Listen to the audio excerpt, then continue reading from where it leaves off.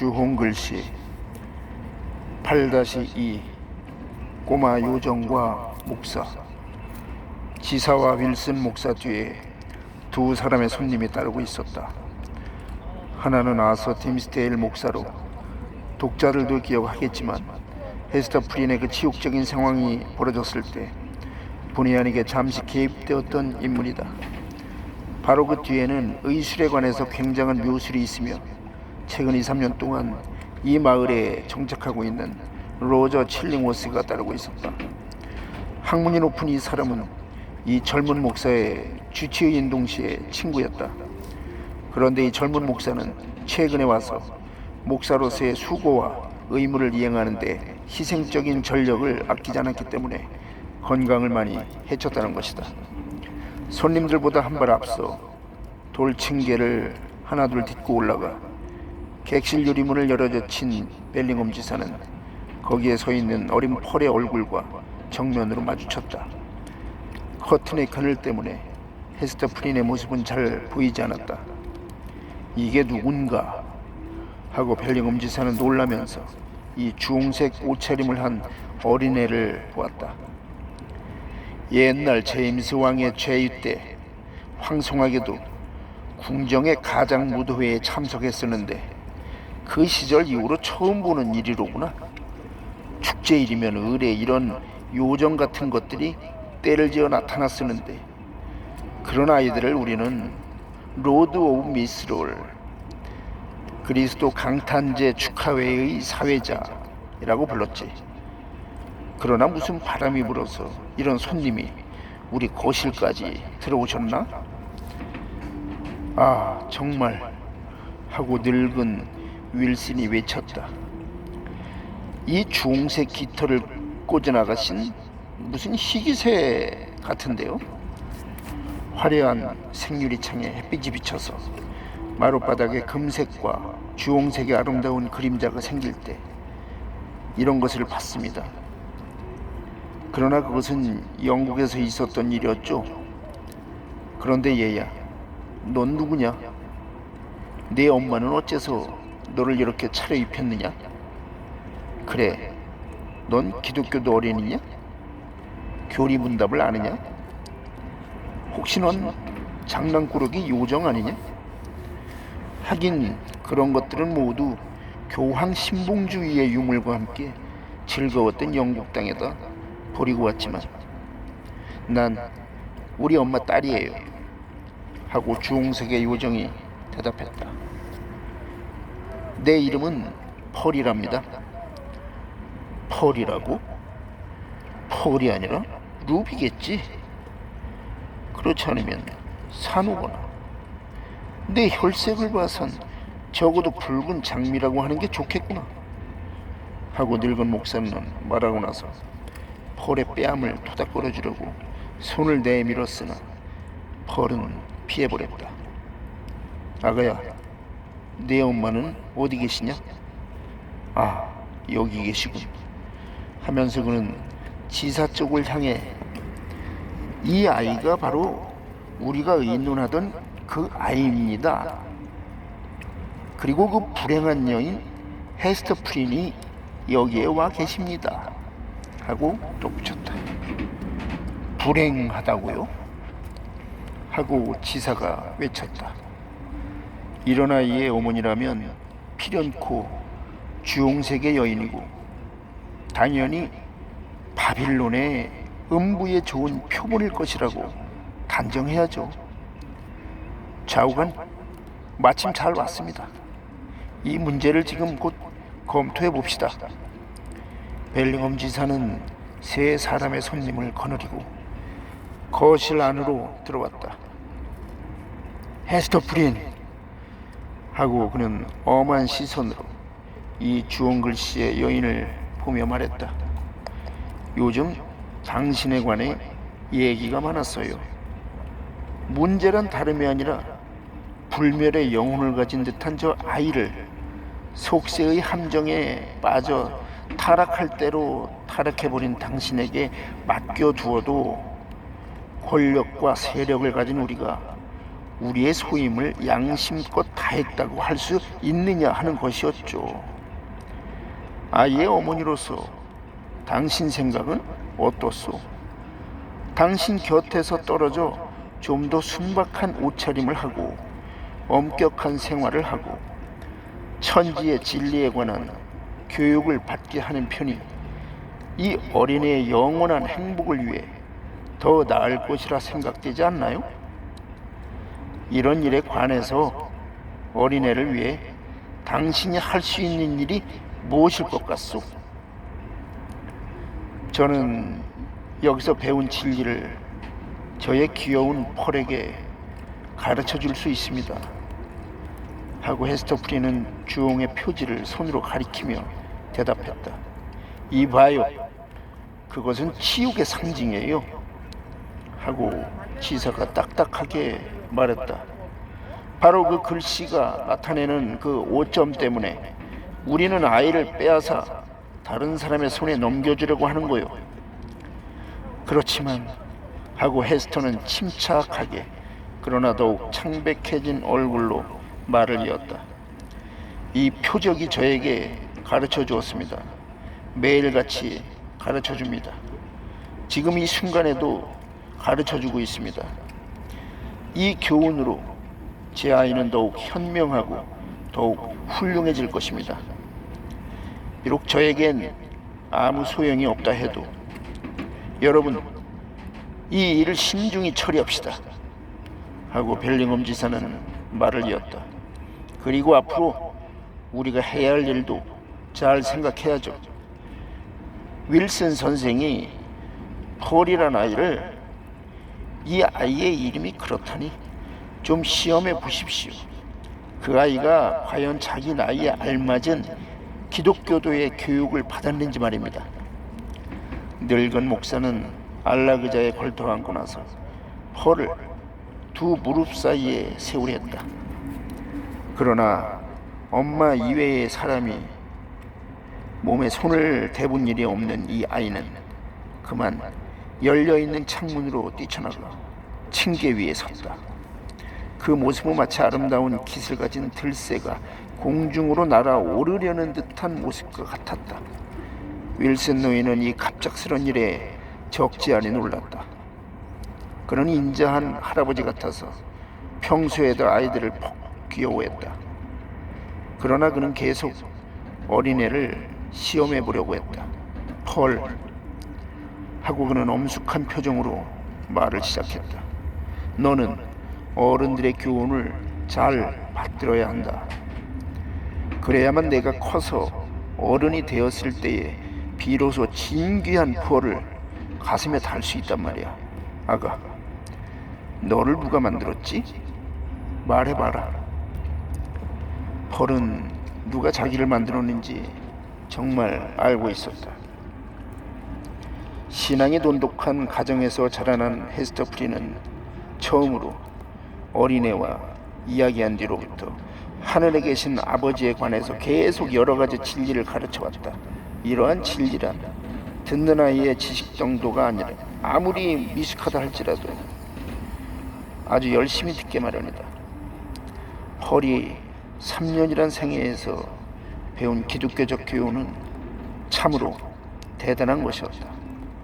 그래서 뉴 잉글랜드 신앙 입문서나 웨스트민스터 교리 문답 책의 제1난쯤의 시험이라면 비록 그 서적의 겉모양은 잘 모른다 할지라도 그 내용에 관해서는 충분히 알고도 남음이 있을 정도였다. 그러나 아이들은 누구나 다소간 심술궂은 구석이 있게 마련이다. 특히 펄에게는 그런 성질이 다른 아이들보다 심했는데 공교롭게도 그것이 이 순간에 어린애의 마음을 철저하게 지배하고 있었다. 그래서 펄은 입을 꽉 다물고 아무 말도 하지 않거나 입을 열면 무슨 쓸데없는 말을 하게 되는 그런 심리 상태였다. 무례하게도 윌슨 목사에게 대답하기를 거부하다가 드디어 손가락을 물고 자기는 누가 만든 것이 아니라 자기 어머니가 감옥문 옆에 찔레꽃 덤불에서 주워온 것이라고 말했다.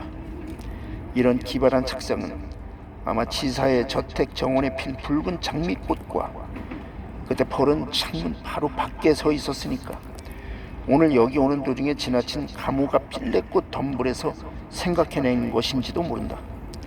늙은 칠링워스는 미소를 지으면서 목사의 귀에다 대고 뭐라고 속삭였다. 헤스터 프리는 의사의 얼굴을 보았다.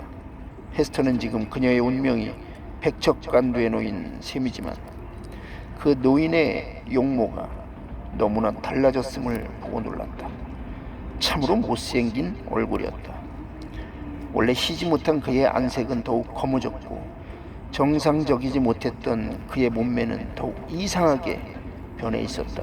이런 변화는 그녀가 그와 함께 지내던 시절과 비교해서의 이야기다. 잠시 그의 시선과 마주쳤다. 그러나 다시 현재의 급박한 사태에 주의력을 집중시키지 않을 수 없었다. 이건 정말 무서운 일이군 하고 펄의 대답에 어안이 벙벙해진 지사는 차츰 마음의 평정을 되찾으며 말했다. 나이를 3살씩이나 먹고도 자기가 어떻게 생겨났는지도 모르다니.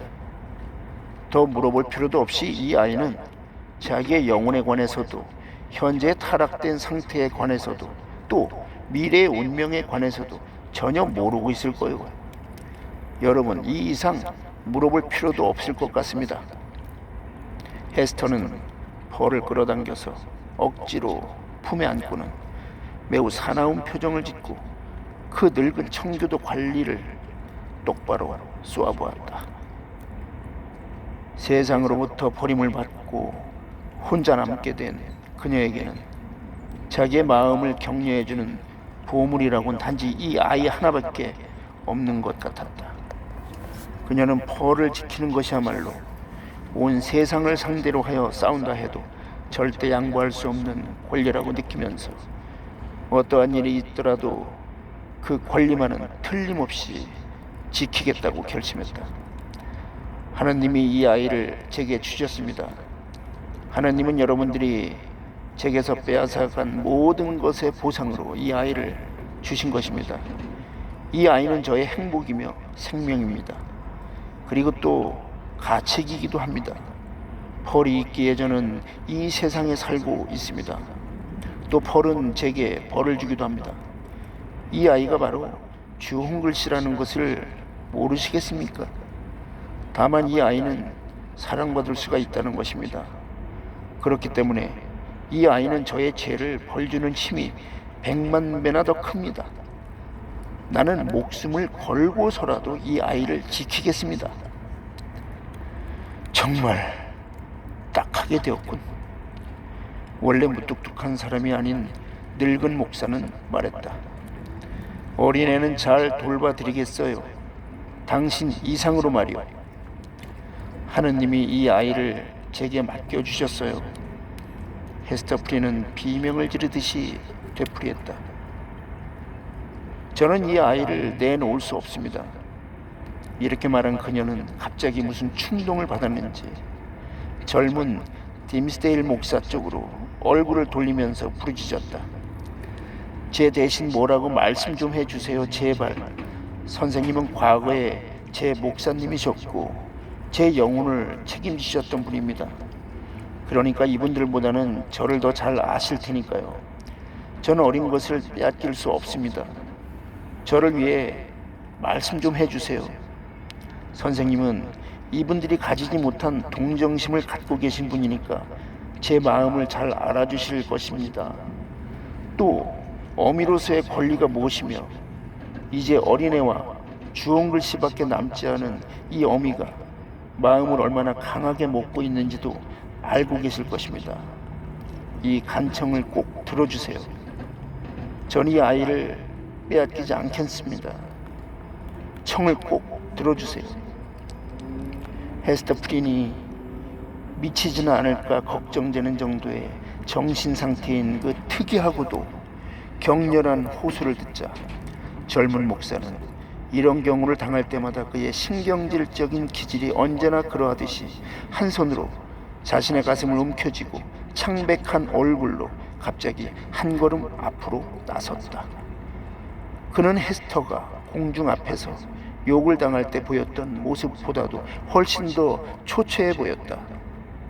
그때보다 건강이 나빠진 탓인지 아니면 다른 이유가 있어서인지 원인을 알 수는 없었으나 크고 검은 그의 눈 깊은 곳에는 침울한 괴로움이 한없이 서려 있는 것 같았다.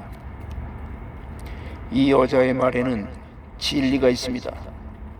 하고 말을 시작하는 목사의 음성이 어찌나 맑게 떨리던지 넓은 방 안이 쩌렁쩌렁 울렸고 속이 텅 빈 갑옷이 반향을 일으킬 정도였다. 에스더 부인이 말하는 것에나 또는 그녀를 이렇게 하도록 격동시킨 감정에는 모두 진리가 있습니다. 하나님께서는 어린애를 저 여인에게 주셨습니다. 또 아이의 천성이나 필요한 것은 본능적으로 알도록 지식을 주셨습니다. 이 두 가지는 일견 매우 독특해 보이기는 합니다만 그의 어머니 외에 다른 어느 누구도 그 지식을 감추지 못하는 것입니다. 그뿐만 아니라 이 모녀 사이에는 두렵게도 한 줄기의 신성한 관계가 존재하는 것이 아닐까요?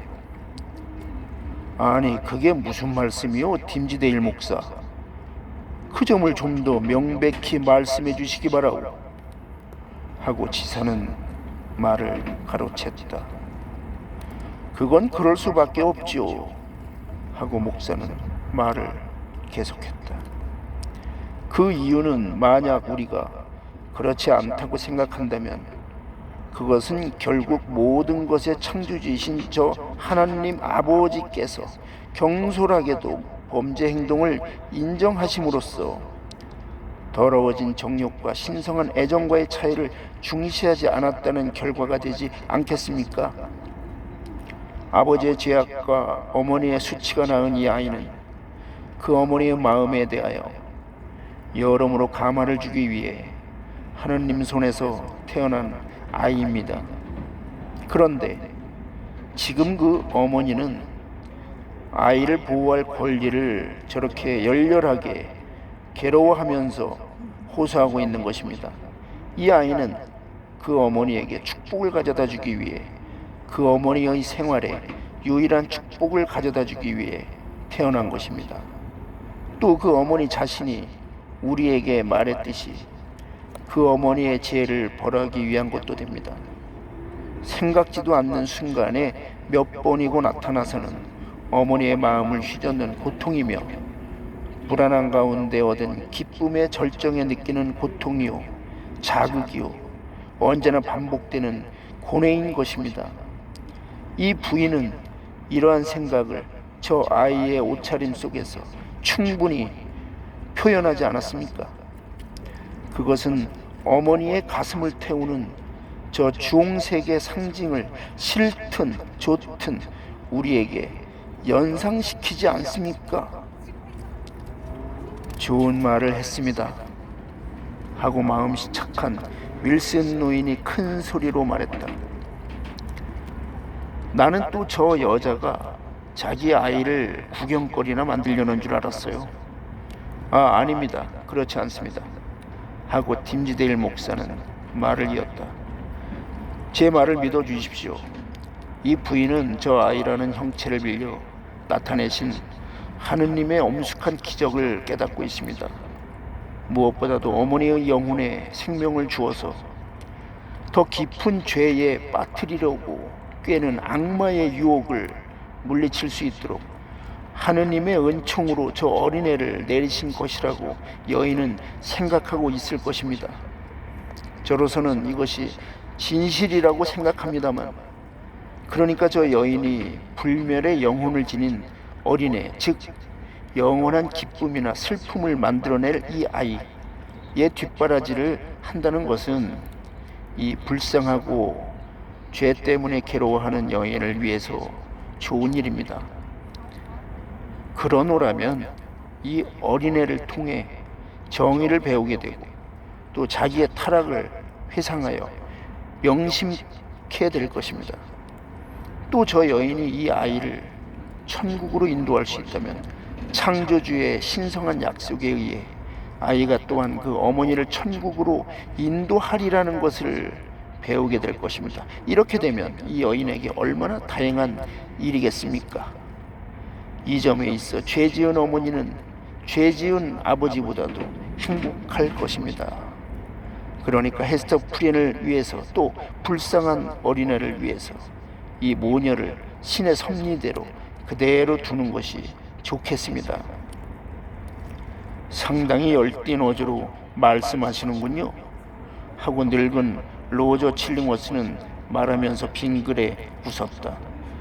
그뿐이 아니죠. 지금 내 젊은 동료가 하신 말씀에는 중요한 의미가 있습니다 하고 윌슨 목사가 말했다. 벨링엄 각하, 어떻게 생각하십니까? 저 불쌍한 부인을 위해 충분히 변호가 되지 않았습니까?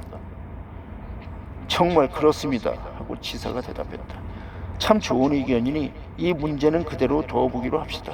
이 여자가 앞으로 더 이상 나쁜 소문을 퍼뜨리지 않는다면 말씀입니다. 물론 선생이든가 팀지데일 목사가 틈을 내든가 해서 저 아이를 위해 적당한 교리문답 시험을 치르도록 해주십시오. 또 적당한 시기가 되면 이 마을 학교에 보내고 집회에도 나가게 하도록 조장들에게 일러두는 것이 좋겠습니다. 젊은 목사는 말을 마치자 벌써 사람들 앞으로부터 몇 발짝 물러서서 무거운 커튼 자락 뒤에 얼굴을 반쯤 가리고 서 있었다.